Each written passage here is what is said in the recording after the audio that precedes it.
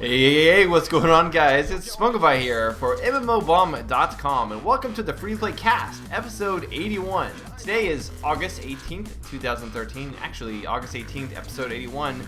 The numbers are switched. 18, 81, 18. It's kind of interesting right there. Ooh, you're. Is there a ghost, Kevin? How are you? What? That are you the wasn't ghost? me. Are you like the co-host ghost? I'm just sitting here, like, shaking my head. I didn't say anything. It was someone else. I don't know. Who's this other person? You, Jason? The other ghost? No, it was Alchemist. Ooh. Alchemist. Oh, okay, I see. Well, we have two phantasms with us today. Jason Winter, Kevin, two co-hosts that we have. As usual, I am Spunkify, your main host for the free-to-play podcast, and we have some excellent news for you today. Great news. We got a game going free-to-play, Forge, Hearthstone, which of course is Blizzard's TCG going into closed beta. I'm going to talk about that a little bit. Some fiasco of a payment model in Black Gold from Snail Games. And then talk of a Starcraft MMO. All of that and more. So strap in, buckle in, grab your seat, pull up a drink, get your Cheetos, Doritos, mojitos, whatever you want to do, and let's go ahead and get this episode started, won't you? So Hearthstone, Heroes of Warcraft, is a trading card game from Blizzard Entertainment, somewhat based off of the TCG that they originally had, which I don't remember the full name for that, but... It was the World of Warcraft TCG. Is that what it was? That's what it officially was. Oh, it's so generic. Technically, it still exists, so... Technically, but they're not adding new cards to it, though. Yeah, and it's not online. Yeah. Yeah, and I can't sell the stuff I have.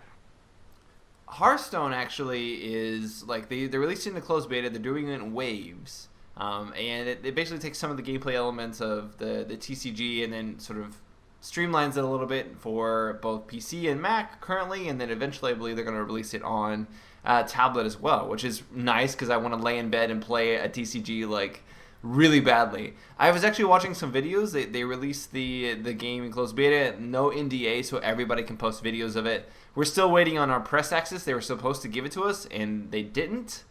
So I'm kind of a little bit miffed about that.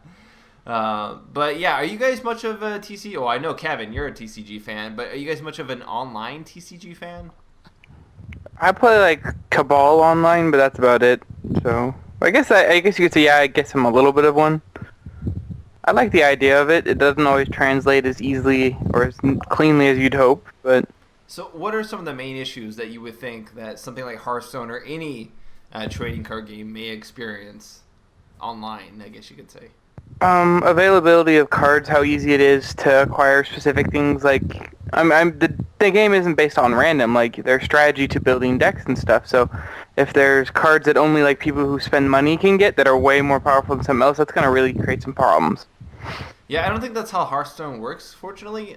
What I saw from the beta footage that I watched from streams and what have you, there isn't, at least right now, an option to trade cards, which I feel would be very important to any trading card game. Essentially, you're taking out the trading portion of the game and just leaving like collectibles, so it's like a collectible card game that you play against other people.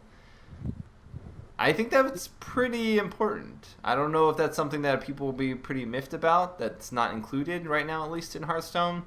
Jason, are you someone inclined to play TCGs on like an iPad or your PC? Do you like that kind of strategy? I haven't really played much TCGs online, but I did work for TCG Magazine and for two TCG companies, so I kind of know how they're played. Kind of? Kind of. Designed a couple, but anyway. So yeah, it looks really solid. I mean, it looks a pretty solid CCG. I watched a guy stream this afternoon, and it was pretty quick. Matches took like 10 minutes or so. Didn't seem to be any like glitches or anything like that. They do a real good job of incorporating the online, incorporating things that are better suited for an online game. Stuff like permanent life, not permanent life. Like permanent changes to cards, adding to health and damage. That sort of thing that's a little difficult to do if you're not online, unless you have like stacks of cards loaded up stuff. If you play Magic, it's like putting tons of enchantments on something. A few different abilities, other bookkeeping things that are well suited enough for the online realm. But yeah, I mean, I think it'll do pretty well with both being a pretty good game and having that Blizzard, having that World of Warcraft skin on it is going to, obviously have that, give them that kind of built-in audience that are going to, go after it right from day one. One thing that I was actually pretty impressed. So of course, some of the other sort of TCGs that we talked about on the site last week, they kind of were going the route that it was a TCG, but it was also 3D. You put down a card, and it either summoned a monster or something that was in 3D, or it augmented a monster that was already on the field based on the card that you were playing. And it seems like TCGs, at least most of them, are kind of headed that direction, and more 3D representation. But Hearthstone sort of went the old school, kept it 2D, but really did a lot of good work in terms of like the visual aspects. I was impressed by the fidelity of like the spell animations and how just smooth and quick everything was in terms of like how streamlined it felt to attack another character with your card and the card to take damage and explode, and all of that just felt really, I guess, solid, if you would. So I'm really excited for Hearthstone. Hopefully we can get some closed beta keys soon. Some people were asking if we can get some keys to give away. I really don't know how that works with Blizzard. Honestly, we've never sort of done a giveaway with Blizzard before. And they're doing these things in waves. So they're inviting everybody in waves, which most likely means there won't be a individual key that you apply to your account. You'll just get invited from your Battle.net account. So go ahead and sign up with that if you haven't already. Hearthstone is set to come out sometime this year, 2013. I'm going to do something we haven't done in a while and give Hearthstone a thumbs up. We haven't done thumbs up and thumbs down in quite a while on the show, but yeah, I'm excited for Hearthstone. Just trying to keep my excitement to a minimum, I guess, until it comes out. Then I can. Then you can be disappointed. Then I can be disappointed, and not like hype it up or whatever. All right. If I just want to put in too, I think Sure. when the guy I was watching today talked about the free-to-play aspect of it. You're talking about being possibly pay to win or whatever. He said, yeah, you can buy cards, you can buy packs. He said he believed that it was 100 points to get. You could buy a pack, and you get points by either winning games or by doing what they call daily quests, basically. Mm-hmm. So that's how you can build up your deck without having to actually pay anything. Which is nice. I honestly don't like the idea of buying packs at all in a free-to-play trading card game. Like, I understand it makes sense, you buy packs of cards. But if you think about normal trading card games, the barrier of entry is always one that requires financial, means. You always have to pay for cards. So that's always how you gain new cards. Whereas in a free-to-play game, suddenly you have two sets of players who gain cards at a weird sort of disadvantaged rate sometimes. If it's not done well, Jason, however long it actually takes to get 100 points to buy a pack. Mm-hmm. So I'd actually honestly prefer all cards to be done free to play, and then something like boosts so that you can get more cards or more packs more regularly, and then cosmetic stuff like that. I think that's like a better direction, because then he actually promotes card trading, and it kind of gives like a whole market to the whole player interaction, player trading, finding those cards that are rare, picking up some that are not necessarily rare, but definitely something that you need in your deck to sort of flesh it out some. I was surprised to hear there wasn't any trading. Yeah, I don't really know what they're planning. I guess they feel like they want everybody to sort of build it up individually and don't want anybody kind of shoveling cards towards each player. And I guess they maybe think that that will dilute their that does sort of bring up the whole perception of everybody now suddenly has to purchase the cards or earn them themselves instead of just trading for them. So that does potentially give them more opportunities to make money, I guess. I don't know. That's speculation right there. But, still going to be a good game. Still looking forward to it. Another game I'm looking forward to, even though I already own it, but I'm looking forward to it going free to play, is Forge. And, that's some news that we just broke over the weekend. Forge is heading free to play. Now, for those of you who don't know what Forge is, it was an indie title. It originally tried to launch a Kickstarter for about $300,000. Failed the Kickstarter. Still went ahead and developed the game. It had some pre-orders online. And then it was released, and after it was released, it hasn't done so well, at least getting the player base, and now it is heading free to play. Now, Forge is basically the PvP from an action MMO, without the MMO. So there's no real progression. Everything is sort of skill-based. There's no equipment that changes your stats or anything like that. And there are classes that each of them has access to, like a skill bar of abilities that you can use in quick combination to perform sort of stylistic skills. And it's kind of like, I guess, like Unreal Tournament / Quake mixed with an MMO combat, because you can like jump all over the place and like bouncing. I saw like the trailer, and when I played it, you can like propel yourself halfway across the map with like your movement ability sometimes. Yeah, that's definitely Unreal Tournament. Yeah. Like the whole rocket jump, essentially, you can basically do that with the pyro, which I think is pretty cool.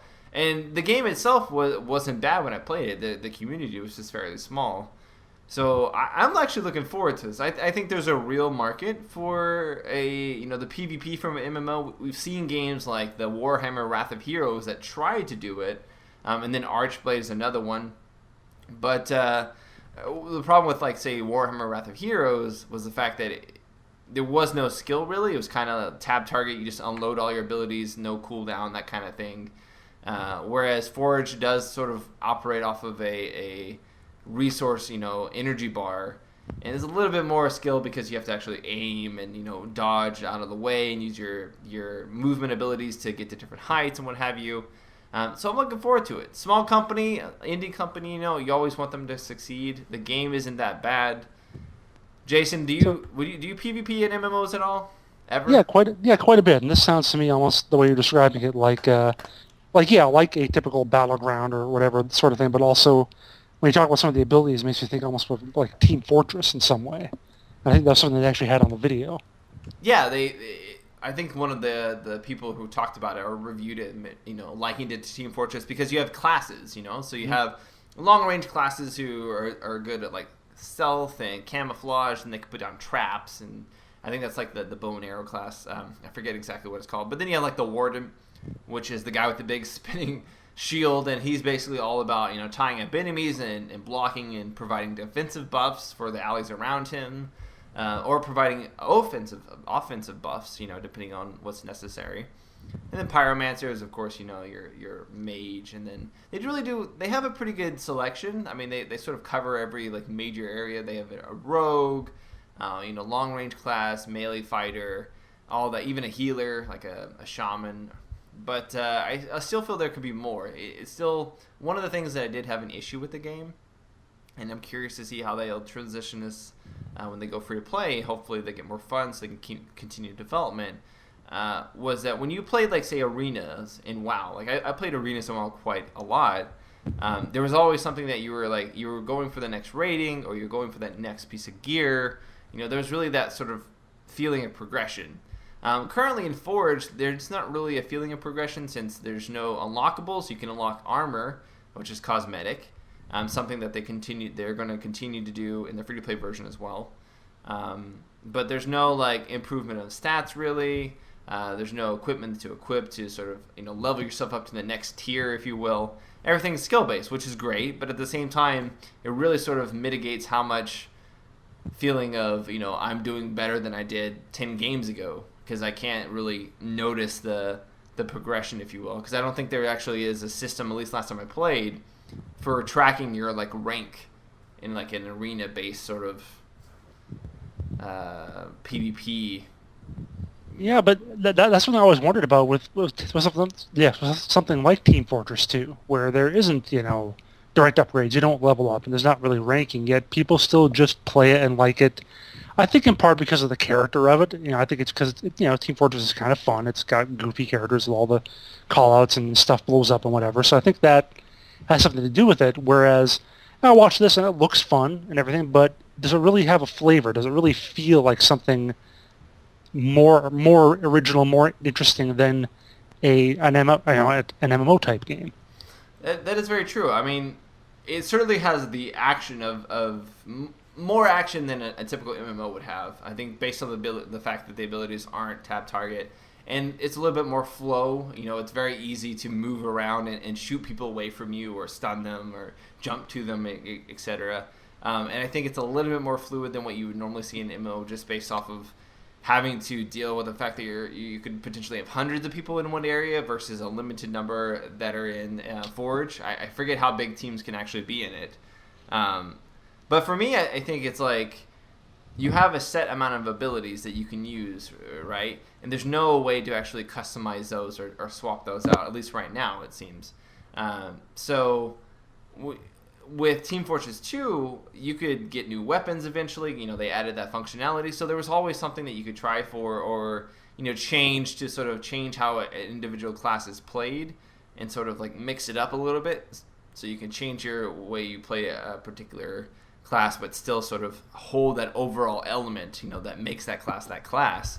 And Forge doesn't have any of that. Now, that doesn't mean Forge needs that, but it certainly is something that I think some people should be aware of because they're going to get in there and they're going to play and they're going to realize that there isn't any sort of progression, that it is just skill-based combat.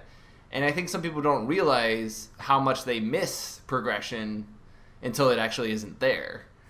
So I don't think even progression just as much as, you know, what you're saying is true, that just being able to do a slightly different kind of build. Yeah. If it doesn't even have that, then I'm like, I did not see anything like that. I mean, there is a lot of ways to execute a combo. Sure. And there's a lot of ways to deal with opponents that are different, you know, that you can really with one class do quite a lot.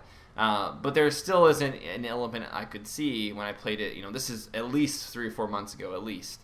There wasn't any element I could see that really allowed me to differentiate myself from that other pyromancer that's on my team, other than my skill, you know, my ability to do it a little bit better than he is able to do it, that kind of thing. So we'll see how it actually pans out. First look will be going out this week. When you guys see this video, it either will have already been out or it will be coming out because it's supposedly set to go live free-to-play sometime this week, if not next Monday, I believe. So that's something to look forward to. Let us know what you guys think of Forge. If you have already owned it. That's one thing I've seen a lot of players actually upset about, is that they paid for this game back in beta or alpha or release or, you know, at some point, and now it's going free to play.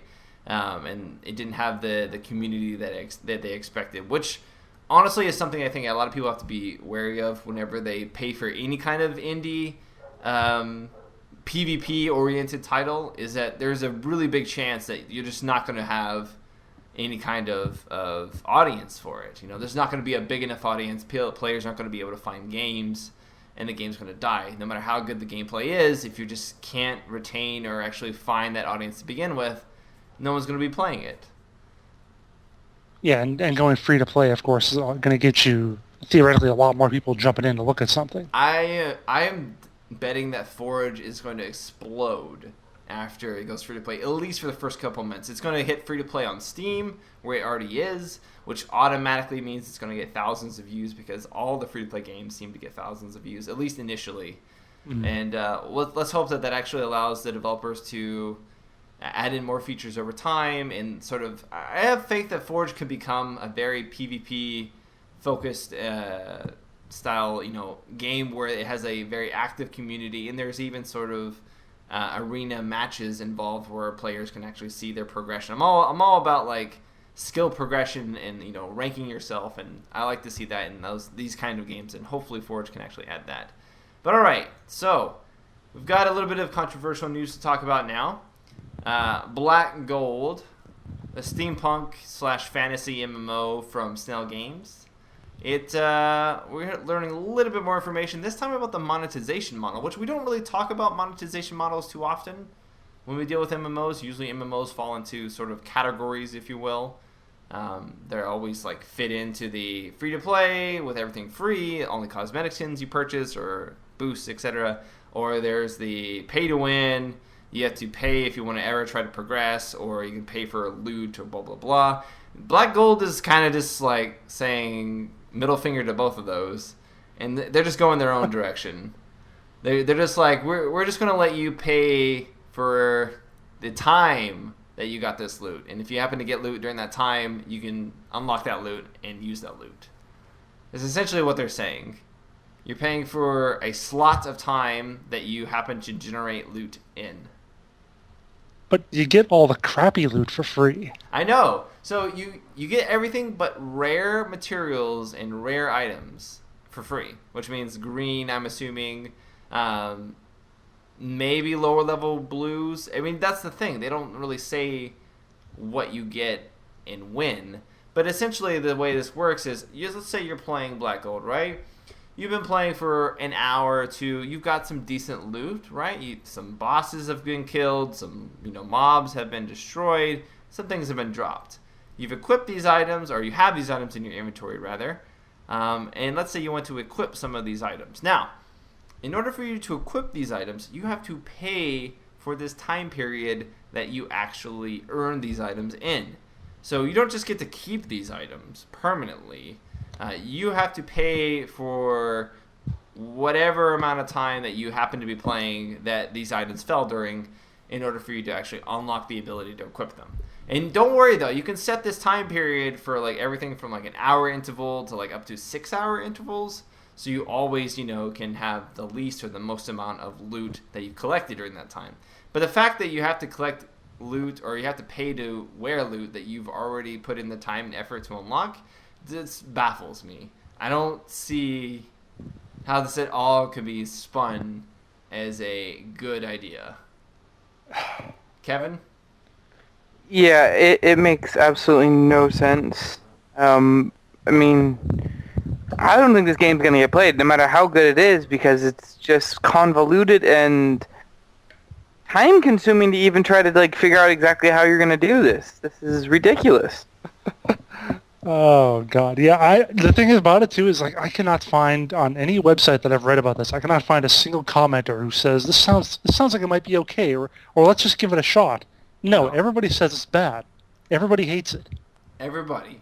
I mean, it's unanimous. I try to write non-super opinionated articles on stuff like this on MMOBomb. Try to present the news in the most non-biased light possible. But I mean, come on, you have to draw the line somewhere. It's so. I'm not gonna try to convince the readers that this can somehow be a good idea. This is bad in every light. This does not benefit you as a player at all. Whether you want to pay money or you don't want to pay money, the fact is, if you want to pay money, you're going to be paying money all the time, and you're not really benefiting anything out of it. You're not getting special cosmetic items or what have you. You're paying to just have access to the items that you've earned through normal playtime anyways. And as a free-to-play player, you're basically screwed. If you want to play in-game, you're going to have to pay. Mm-hmm. If you want to do anything other than questing, I'm assuming, because if you can do it. You can do it all you want. You just don't get crap. Oh, yeah. But I mean, at a certain point, who's going to want to take someone who doesn't pay for loot because they're not going to have any raiding gear? There's not. It's going to get wiped away. And what happens if you get gear and then for some reason you don't have the money at the time to pay for it? Because it only saves for 24 hours. The loot that you earn only is there for 24 hours. And if you're waiting for the next day or whatever so you can get paid, so you can pay for it, you're going to lose out on all that hard-earned loot that you made. You may have raided. You may have got this loot. You may have been someone who paid in the past for your loot. And here you are. You've got this next piece of loot. You're ready to earn it. You're ready to put it on. You can't do it because you have to pay for it. And it doesn't even happen because you don't get paid till the end of the week. And you only got 24 hours to actually earn this piece of loot. It's like what we talked about last time we talked about this. It's lockboxes on crack. It is. Because lockboxes are the same thing. And you think you got a thing. You might have gotten a thing. But you have to pay money to find out what it is. And that's no different than just, hey, there's a thing you can buy in the shop. You can spend money there. It's exactly the same. It wants to get you more by saying you've got something, and you have to pay for it to see what it is, or in this case, pay for it to actually obtain it. Yeah, it's no different than if they had the piece of armor in the shop and it cost you $2 or whatever to get it. They basically just got rid of lockboxes and just showed you the item and said, "This is it. Pay for it." Yeah. It's pay to win. Yeah, it is. It's pay to get gear. Yeah. It is like the new evolution of pay to win. I don't think this will catch on, honestly. It's an evolution that's going to last as long as the Dodo or whatever. This is like the Betamax video, right? Beta. There you go, Betamax. Yeah. You're this is check out this awesome video format, and everybody's like, "What? No, VHS is totally better.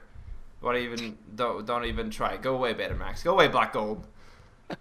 Go home, Black Gold. You're drunk. Go home. You're drunk. What are you EverQuest thinking? Next is better. It's the Virtual Boy. Oh, it's totally. Black Gold is the Virtual Boy. Black Gold is like, let's just make a bunch of mistakes in one area. Here, you want to know a little bit? You know, I'll tell you a secret. I played it at E3, right? Nothing. It's nothing special. It's not. No, it's not. I played it. I was like, nah. It's everything I've seen from 2006. You know, it's like Age of Wushu, but with a different skin on it and slightly different battle mechanics. Yeah,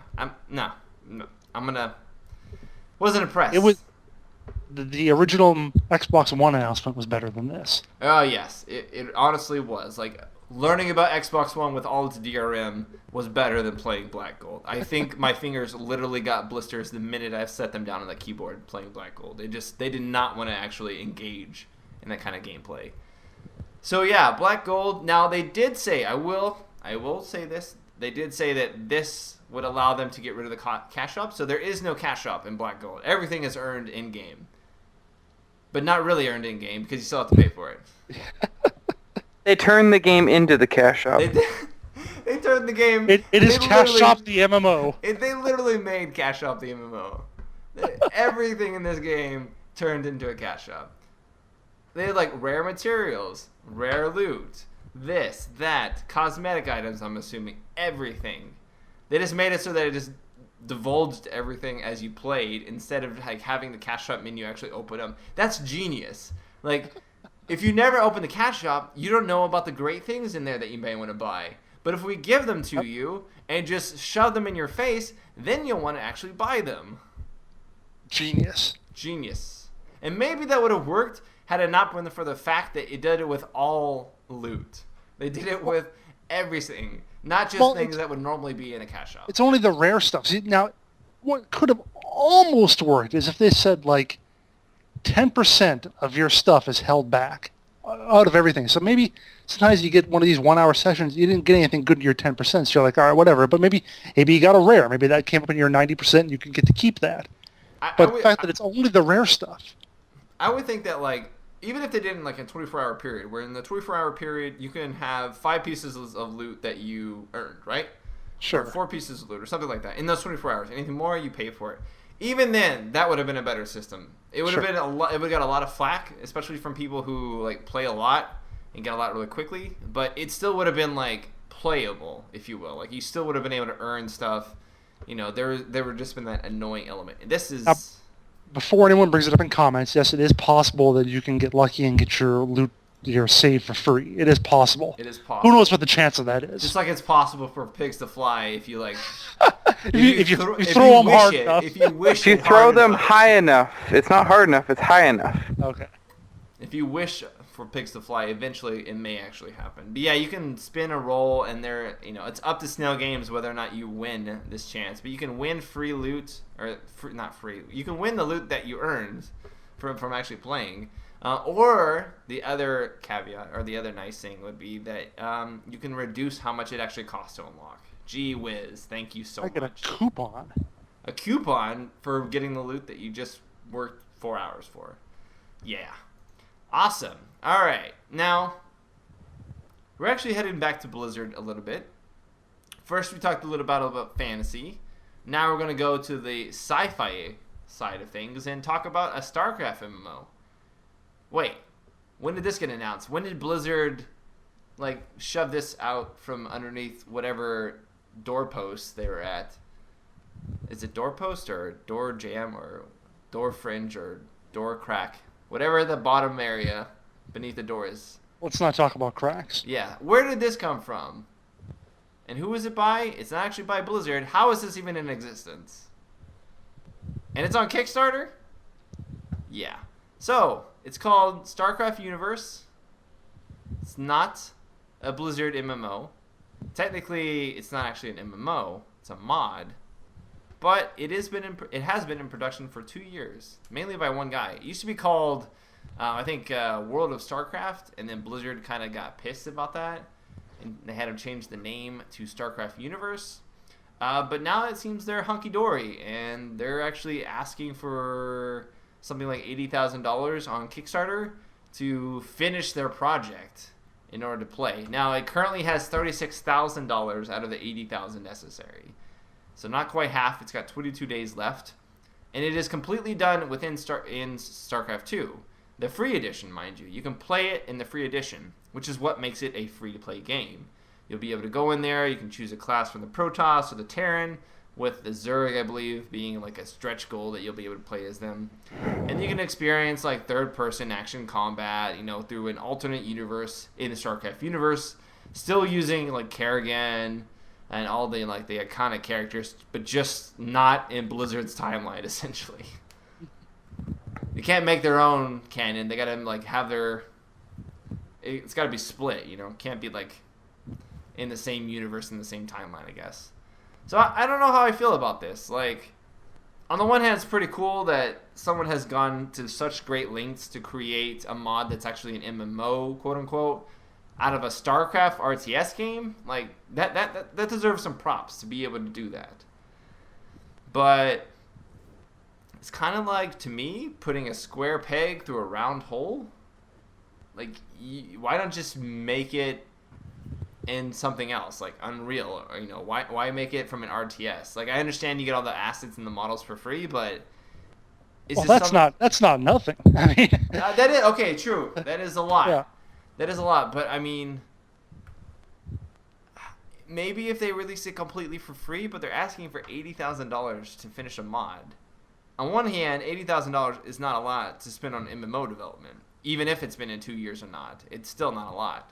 But on the other hand, $80,000 is quite a lot for a mod, seeing as most mods, Team Fortress, Counter-Strike, the ones that are very iconic, even Dota, they were all made for free.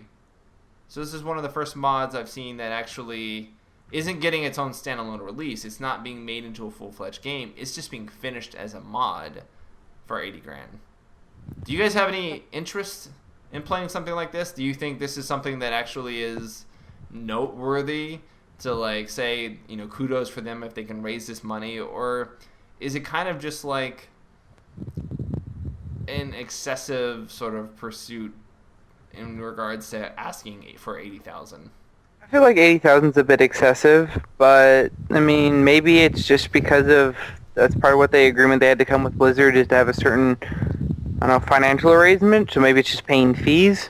But yeah, I relate it for a mod. That's something that's just using something that's already exists. 80,000 does seem excessive. They actually do a good job of breaking down what that money goes to. I mean, they've done their work. They do a good job of explaining everything that's being included. I mean, there's fully voice-acted cutscenes. There's an original soundtrack.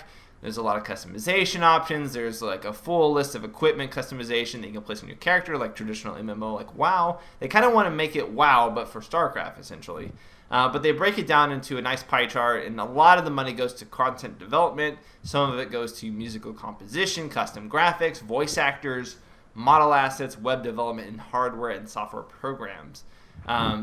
Curiously, they don't actually put in there where the money is going to go for all the fees, because you do have to count for Kickstarter fees and Amazon fees that they take out. So I would have suspected that they would at least sort of added a sliver there, which obviously makes me a little bit leery whether or not they're truly prepared by how much. I mean, they're offering some kind of in-game, rewards and what have you. Like, it's this one rare pet in-game and mysterious boxes and basically everything that's within StarCraft, the actual RTS, they're making it into some kind of reward that you can have persistently in the MMO. That's another thing I wanted to talk about. It's up to, I think, 6 players currently you could have in one instance of the game. And I'm not sure if that's due to limitations of the party size in StarCraft 2 or just that's what they can handle. But that's not really MMO size. It definitely has the RPG elements to it. It can be an online RPG, an ORPG. But does that need to be a new genre, ORPG? Well, actually, I've been talking about this with some other people, that the notion of the not quite massive but still kind of persistent and still RPG-ish kind of games. Yeah. Like DayZ, for instance, or what was it? The Grand Theft Auto Online, if you've seen the stuff about that. Mm-hmm. 16 players. But anyway, yeah, I mean, just in general, though, I love this. I love that they were able to that they were able to make something that looks like an MMO from the StarCraft engine in the first place. I remember seeing the videos for this a couple of years ago when it first came out, and of course, my first thought was Blizzard's going to shut this down immediately. Yeah. And they actually did for a little while. There was some notion where was a little bit of time where they had to kind of stop doing stuff. Then they met with Blizzard and worked everything out apparently, and everything is cool. Of course, I remember during that initial that shutdown period, a lot of the hubbub, a lot of the rumor at the time was that Titan was supposed to be World of Starcraft or Starcraft Online, but obviously since they let them keep going on this, that's not the case. But yeah, I mean, $80,000, not a whole lot of money to make a full MMO, which it isn't. It's not World of Warcraft. It's not something on that level. But I think it's okay for when you look at the amount of effort they're putting into it, the time they're spending, obviously all the voice acting and the graphics and everything else they have to do on it. I don't have a problem with them asking for a modest amount of money to see this through to completion. Yeah, one thing about like in terms of how the content for the game is actually going to be distributed out, if you will, is through like it's episodic. So you basically play through maps or collections of maps with your character progressing in each one. So there's that constant progression. You can log off and log back in, still have your character, still put items and stuff on it. But even the world itself isn't really open world. You still have to load into a map like you would load into one in a normal StarCraft 2 game. So there are obvious things about it that take it away from like a traditional MMO that are just limitations of what the technology, what they're working with.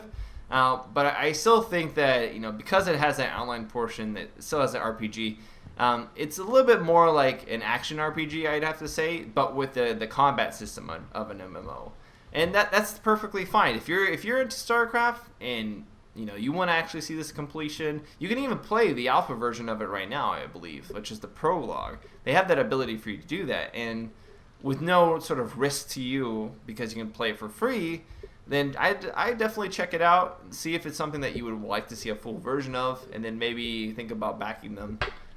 Because who knows? Maybe Blizzard likes the project enough that it becomes its own thing eventually. Or maybe these guys go on to make their own game, not quite StarCraft, but sci-fi-ish, There's a lot of developers that have gone on to make stuff of this magnitude to make full-fledged games for companies like, obviously Riot Games and Valve and what have you.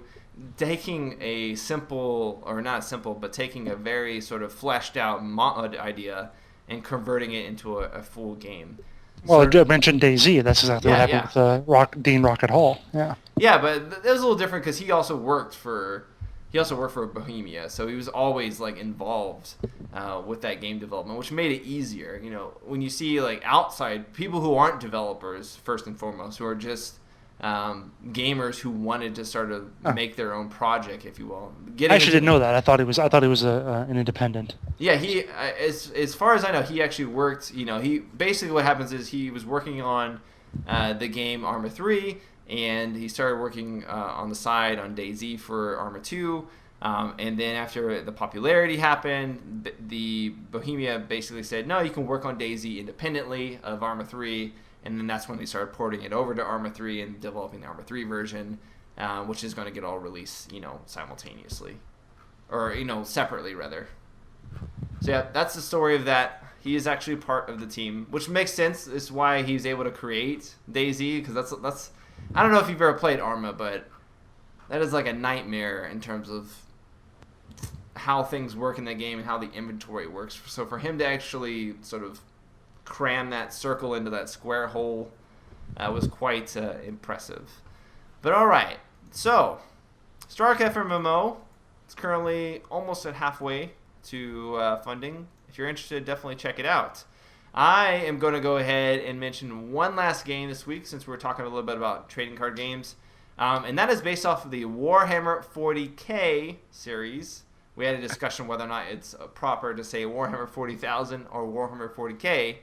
But yeah, there's a TCG set to come out in 2014 based off of the Warhammer series, specifically based off of the Space Wolf chapter. So for those of you who aren't familiar with Warhammer, big space marines, they're augmented, they're really strong, they're really big, but they have chapters, which are, I guess, sort of like subdivisions, and each of them have their own leaders and their own colors. And this one's based around the Space Wolves, chapter. And basically what you have is you have your group of Marines, and then you have your cards, which do things like move the Marines, attack with the Marines, do special abilities, and all of this is sort of showcased in 3D space.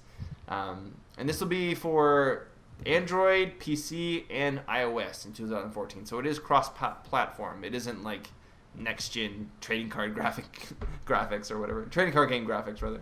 So now you could sit in your bed with your iPad and switch between this and Hearthstone. Yeah, totally. I would totally do that. I'm going to just sit in bed all the time with my giant iPad too and go back and forth. I don't know which one I would enjoy more. I think I'll play more Hearthstone just to begin with because Hearthstone is a little bit quicker. And I would feel like Warhammer 40K Space Wolf, I have to catch myself there, is a little bit more slower paced. I'm actually a big fan of Warhammer series. I like Space Marines. I never got on the tabletop because it was so hard to get into. In terms of just so much stuff, but it's kind of funny. Games Workshop used to be a company that never released that license to anybody. Barely any Warhammer games were being made, and now it seems like there's a Warhammer game for everything being made. I think eventually there'll be like a My Little Warhammer game. My Little Warhammer, really? For budding Warhammer enthusiasts, for those little kids, They're gonna be like chibi versions of Space Marines. Can you imagine that? I cannot. I would hope that it never falls that far. I am looking forward to giving this a run and giving it a tryout, mainly because my love for TCGs is beyond huge. So I will try this, but I'm probably going to end up playing Hearthstone more as well. Yeah, I'm kind of curious to see how it all will work out in terms of like the displaying on the screen. The company actually that's behind it, HeroesCraft, they're not really someone who we've heard about before. I looked at their website. HeroesCraft actually makes just a ton of like mobile games. I mean, that's sort of like their forte, I guess you could say. But none of them that I've looked at, I don't recognize any of them.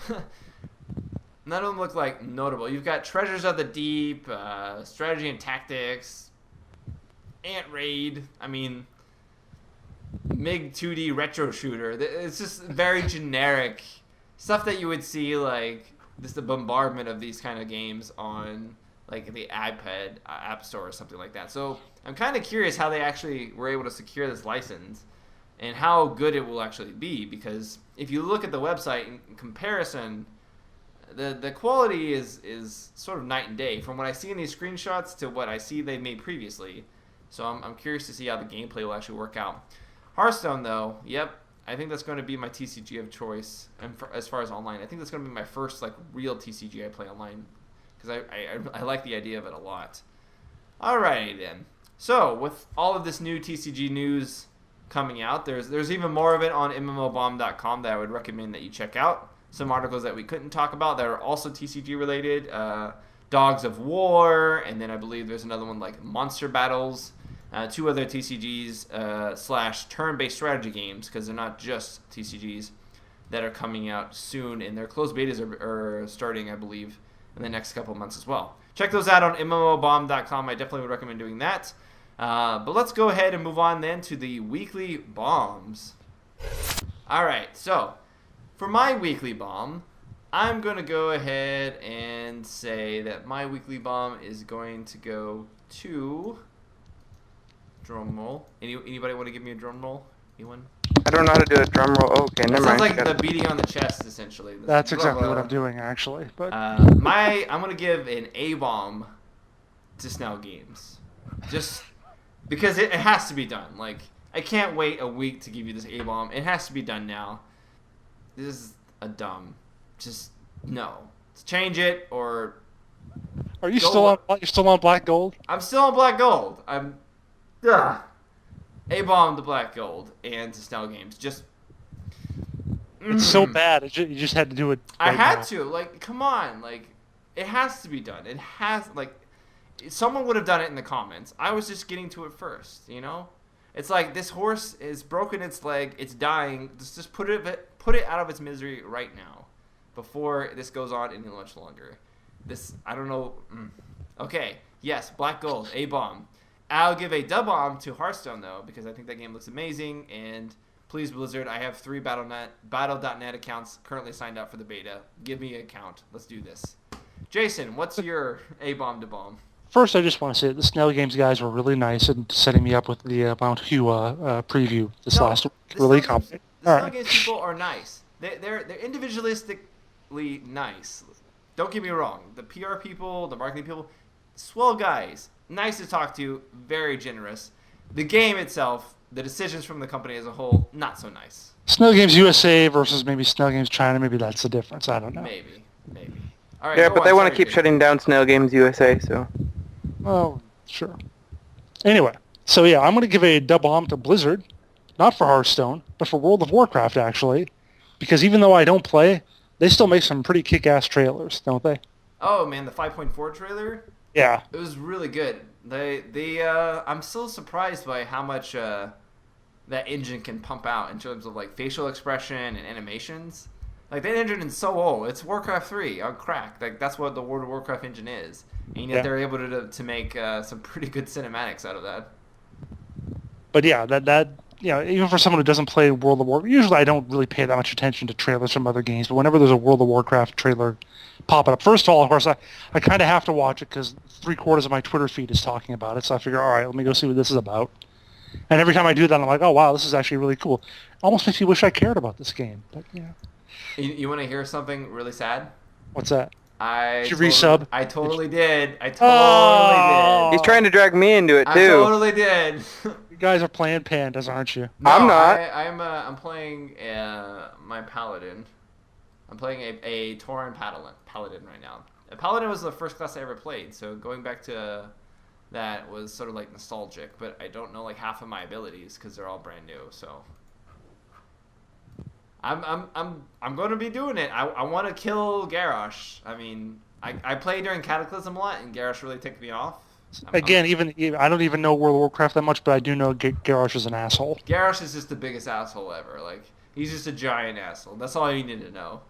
He became the horde leader, and then he was a dick the whole time, and everybody hates him now, and he has to die. Like, that's the general synopsis. Like, if you read it on Wikipedia, that's what it says. Kevin, what is your A-bomb? Was that the word for word from Wikipedia? It is the word for word, I swear to God. If you go look right now, I'm changing it as we speak, so it's the word for word. Okay. My dub bomb is for Plants vs. Zombies 2. It is free to play, it is on the iOS, and it is amazingly addictive. Even though I'm a little disappointed they changed some of the things in it, but it's got a lot of like different little things, a couple new mini games to it that I'm actually having a blast playing it. My wife is playing the crap out of that game right now. I've never seen someone so obsessed with a game so quickly. But she was a big Plants vs. Zombies 1 fan. She was like, legit, you know? AFK, no-scope, 360, headshot, that kind of person in Plants vs. Zombies. So, of course, she's going to do real well in this one, I guess. What's your favorite plant, Kevin? Well, the double sunflowers, because you're not getting anywhere without some sun. Sun. All about them double sunflower seeds, guys. Go for those. Yeah. I don't know. I'm not a Plants vs. 2 zombie, so... I'm not a Plants vs. 2 zombie fan, I should say. Of course, I'm not a Plants vs. 2 zombie. Plants vs. Zombies 2, not versus 2 zombies. If there's only 2 zombies, it'd be a really easy game to beat. Plants vs. 2. I don't know. I thought it was a zombie. Whatever. Let's go ahead and move on then to the member bombs before tongue-tied and I'll turn into a plant zombie something. Yeah. I think you're already a zombie. I am. I am so tired. I went to bed at like 5 a.m. this morning. Kinetic Fetus. Member bombs. We're on member bombs. And Kinetic Fetus says, where the hell are the Cheetos and a dub bomb to free-to-play cast because why not? And then he puts his arms up in the air. I guess that's what that sign is. That's right. That's like that's the metal sign. Like if you put your forefinger and your pinky together and your other two are... Is that what that is? Yeah. I thought that was like the shrug. Like, No. That'd be like if it was a circle in the middle, slashes on the side. That'd be hands up in the air. Oh, metal sign. Okay, I see it now. Well, metal sign to you as well, Kinetic Fetus. I'm doing it right here, and I'm just trying to make sure I don't actually accidentally do the I love you sign. So there. And definitely don't do the shocker. Yeah, I'm doing the metal sign back to you, Kinetic. I'm like burning. I have my eyes looking right at your comment, doing it. It's like, I hope you can feel this. This is like a bro moment that's happening right now. Do you need to be alone? There. Sorry, guys. Yeah, I'm back here. Sorry, having a moment there with Kinetic Fetus. Question of the week. He was the only one that responded to MMOBomb. I had to give him a little bit more attention. I mean, come on. Gotcha. Question of the week from last week, though, was what genre do you think will take over next year and why? So we talked about how MOBAs were like the thing that were happening this year, and then last year was shooters, and so what's going to be next year? What's 2014? Nostradamus, tell us. We've got Hicks64. Might as well be Nostradamus. He says, Space Sims in both free-to-play and retail will oversaturate 2014. I'm assuming he's talking about things like Kerbal Space Program. There was also some other, like Star Drive, I believe. There is, of course, the mega one. Is it Star Conflict? Star Citizen, are you talking about? Star Citizen, yeah, sorry. Yeah. That is another one that's coming out. Yeah, there are quite a lot of Space Sims coming out. Is there? That's actually interesting too, because we always talk about. I mean, or not we, but I hear people talk about how there's just everything is fantasy these days. I am tired of fantasy, so it's surprising we haven't seen like the explosion of like sci-fi. I think we're starting to see it. Like, well, if you say it, it will happen. oh, if it's going to come true? Yeah, if you keep talking about it, you're just going to make it the thing. So I think it is going to be the thing, honestly. Like, it's one of the things, rather. I think there's going to be several things, just depending on, like, what, if you're looking at free-to-play or buy-to-play. Because I don't know too many Space Sims that are going to come out that are free-to-play, but there certainly are a lot of indie-based Space Sims and big titles, like Star Citizen, that are going to come out that are not free-to-play, but are certainly going to saturate the market with a lot of good... I'm really excited for Star Citizen. I think it's going to be amazing. I'm looking forward to it. I don't care if it saturates it. I want different ones to play. I miss my Freelancer. I love Freelancer. It's such a good game. Jason. All right, so this is Qwe, Qwe. He just took the first three letters of the keyboard and just made a name. He says, my guess for next year would be TCG because Blizzard will set the trend. It's interesting because, I mean, there have been online TCGs in the past. Of course, there were MMOs before World of Warcraft, but hey, we saw how that happened, how Blizzard did that. I don't think we're going to see an explosion in them. I think we might see a couple more, a little bit, one or two. Obviously, Hex is a really interesting one that's coming up by Cryptozoic, same people who made the World of Warcraft TCG. That one looks really interesting, really innovative. And you can talk about that Warhammer one as sort of being a TCG, although it kind of has board game-ish elements. But yeah, I mean, I don't think we're going to see an explosion of them. I think we might see a little bit more. I don't know that even if Hearthstone is something huge, I don't know that it's necessarily going to like be the thing where people are going to have Hearthstone clones for the next 5-10 years. No, but people will look to Blizzard and see what they're doing, and we'll try to copy them somewhat. So I do think there will be some TCGs coming out just because look how many people copied WoW. I guess the difference is that WoW did something really amazingly different, whereas I look at Hearthstone, it's not something phenomenally different from the online TCGs that have come before. I mean, Magic the Gathering Online is a thing. Mm-hmm. And, that's still around, still extremely popular. Sony Online used to have their TCG. And, Hearthstone is probably good and solid. It's going to have the name recognition, but it isn't to the previous TCGs what World of Warcraft was to previous MMOs. That is very true. Yeah, I have to agree with that because, I mean, the TCG to beat right now online is Magic Online. It has its own World Championships. I mean, it's one of the only, I think it might even be the only, well, Cabal Online is getting one, I know that. I'm not sure if it's fully set up, but yeah, MTGO is kind of the gold standard for online TCGs at the moment, and Hearthstone, I mean, maybe as good as it at best. I'm just going to play it regardless. I don't care. I didn't say it was going to be not fun to play at all. It's just, yeah. There could be a ton of TCGs that come out next year, and I think I'm only going to play Hearthstone. Like, it's the only one that, like, really interests me. Because, for me, like, trading card games, I never got into them after I watched Yu-Gi-Oh! As a kid, because... if that was what you grew up on, then I don't. No, I didn't grow up on Yu-Gi-Oh as like the trading card game. Like, I grew up on Pokemon as a trading card game. Yeah, I know. Magic was around the same time. I was around it, but I was a Pokemon person. But Yu-Gi-Oh made me really irritated because Yu-Gi-Oh said, "Hey, check out this really cool looking card game that has all these 3D monsters on the field." But guess what? There's no game that actually comes out where you put a card down, 3D monster appears on the screen. So because they took so long and then like never came out, this appears to be something that sort of tickles that fancy just slightly with all the spells and the graphics and the fluidity of it, and I don't know, it just looks nice. Man, I don't know why I've been so like giddy about it. Kevin. Rift Monkey. Rift Monkey. I think there are so many titles coming out from so many sources that whenever genre you're into, you're going to find enough to keep you busy next year. Personally, I'd like to see a run on RPGs and dungeon crawlers, but that's not likely. I think my eggs will go into the RTS basket when the tide of MOBAs subsides. So he thinks that dungeon crawlers RTSs? Well, he'd like them to be, but he thinks it's going to be RTSs. Yeah. So we got RTSs, we got TCGs, Space Sims. Out of the three, which one do you guys think? From the ones that the people have suggested in the comments. RTSs. RTSs? Yeah, I'd probably go RTS if I had to pick between those three. I'm going to go with strategy games just in general. Like, it's kind of broad, but I definitely think we're going to see a huge, surgence of strategy-based games. We are already starting to see that in the buy-to-play market, especially with, like, scrolls and stuff like that. So I think we're going to start seeing a little bit more of those come out polished. We've had them in the past, but I think we're going to start seeing sort of like the next level of trading card games and strategy games come out free to play. Because I don't know if about you guys, but has it seemed like every genre in free to play has sort of been getting like a makeover, if you will? Like we've been going through the genres and like sort of updating them to like current free to play standards. You've got a bunch of like old free to play standard TCGs and MMOs, but then we've got all the next gen MMOs like EverQuest Next and Black Desert, and then you've got like all these next gen RTSs like Generals, and then of course End of Nations, and then you have sort of these next gen TCGs like Hearthstone, and then all the other TCGs / RTSs / strategy. I'm sorry, turn-based strategy rather, like the Warhammer and stuff like that.